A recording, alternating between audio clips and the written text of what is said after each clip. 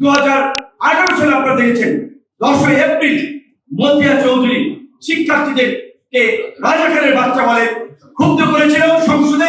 ঠিক একইভাবে দেখেন আল্লাহর কি নির্মম মানে পতনের এই হাসিনার জন্য লিখে দেওয়া ইতিহাস যে আপনার এই 2024 সালেও এই 14ই জুলাই যখন শেখ হাসিনা শিক্ষার্থীদেরকে রাজাকারের বাচ্চা বলে আবার তিরস্কার করলেন, আবার অপমানিত করলেন, সেই প্রতিবাদের লেলিহান শিখাই সারা বাংলাদেশে ছড়িয়ে গেছে। এই যে আবু সাইদের আজকে বিরোচিত মৃত্যু, অনেকেই মৃত্যুবরণ করেছে, আমরা প্রত্যেকের কথাই স্মরণ করি। কিছু ঘটনা সিম্বলিক আইকনিক থাকে। 90-এর আন্দোলনে নূর হোসেনের কথা কেউ বলেছে সে ভব বলেছিল, কেউ বলেছে সে আওয়ামী লীগ দাবি করেছিল তাদের কর্মী, অন্যরা দাবি করেছিল তাদের কর্মী। সে যাই হোক না কেন, নূর হোসেনের পরিবারের প্রতি কিন্তু 90 পরবর্তী সরকার খুব বেশি সুবিচার করেনি। নূর হোসেন চত্বরে ফুল দিতে যায়, নূর হোসেনদের খোঁজ কিন্তু কেউ এইভাবে নেয় নাই। আজকে আমি সময় টিভিতে আবু সাইদের বাবার একটা ইন্টারভিউ কমেন্ট শুনেছি, কবেকার ডেটটা দেখি সময় টিভি পেয়েছি, যে বলেছে তারা ওইভাবে রাষ্ট্রীয় সহযোগিতা পায়নি। যে আবু সাইদের মৃত্যুকে কেন্দ্র করে এই ছাত্র আন্দোলনের দাবানল সারা বাংলাদেশে ছড়িয়ে গেল, একটা রেজিমের পতন হয়ে গেল, সেই আবু সাইদের পরিবার এখন পর্যন্ত এই আক্ষেপের কথা বলে। এই অভ্যুত্থান পরবর্তী সরকার এবং অভ্যুত্থানের নেতা, আমরা নেতা ছিলাম কিন্তু আমরা তো সরকারের নাই, দায়িত্ব সরকারের। কেন আজকে তাদের কণ্ঠে এই আক্ষেপ থাকবে?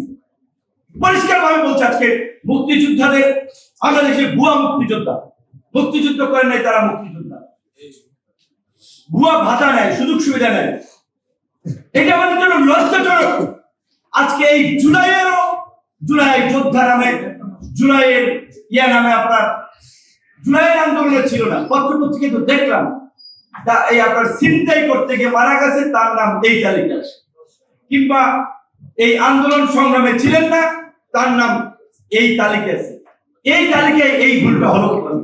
এই তালিকা যারা করেছে তাদেরকে অবশ্যই বিচারের আওতায় আনতে হবে। তালিকা করার মধ্যে দিয়ে জুলাই শহীদদের প্রতি অবমাননা করা হয়েছে, জুলাইয়ের প্রতি অশ্রদ্ধা দেখানো হয়েছে, এবং এই প্রতারণার সাথে যারা জড়িত আমরা অনুরোধ করব তাদেরকেও বিচারের মুখোমুখি করার জন্য। সে যাই হোক, সর্বশেষ আমরা যেহেতু আলোচনার শেষ প্রান্তে চলে এসেছি, এই কথাটুকু বলে শেষ করতে চাই। বাংলাদেশে 53 বছরে আমরা একটা গণ অভ্যুত্থান পেয়েছি, একটিবার এইভাবে সবাই মিলে সংস্কার করার সুযোগ পেয়েছি, আওয়াজ তোলার সুযোগ পেয়েছি। কিন্তু আমরা লক্ষ্য করছি ঐক্যমত্য কমিশনে এখানে শাকিল থাকে আমাদের দলের পক্ষ থেকে, রিজু ভাই থাকে পিছনে আছে, ঐক্যমত্য কমিশন নাম ঐক্যমত্য কমিশন, সেখানের আলোচনায় বেশিরভাগ নেতৃবৃন্দ ব্যক্তিদের কণ্ঠে অনৈক্যের সুর।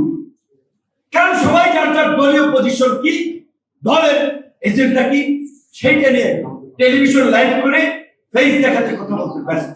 আবার কেউ কেউ ভাবছে যে কোন দলের ঘাড়ে ভর করে এমপি হবে, কাজেই সংস্কারের প্রশ্নে যদি তার অবস্থানটা সেই দলের বিপরীত হয় তাহলে তো তার মরণায়ন সুইটে দেবে। এইটা যদি এই ঐক্যমত্য কমিশনে আলোচকদের অবস্থা হয়, তাহলে আমি ঐক্যমত্য কমিশনকে আগেও বলেছি, এখনো বলবো, ওই 30 থেকে 35টি দল যাদের অনেক দলের কোনো সাংগঠনিক অস্তিত্ব নাই রাজনীতির মাঠে, তাদের কথায় ঐক্যমত্য কমিশন জাতীয় ঐক্য কিংবা এই জুলাই সনদের বিষয়ে শুধুমাত্র সিদ্ধান্ত নিতে পারবে না। আজকে সাংবাদিক, শিক্ষক, প্রত্যেকটি পেশাজীবী সংগঠনের মতামত নিতে হবে, এবং সর্বশেষ এই যে বিষয়গুলো আলোচনা হয় সেটাকে একটা গণভিত্তি দেওয়ার জন্য গণভোটের আয়োজন করতে হবে।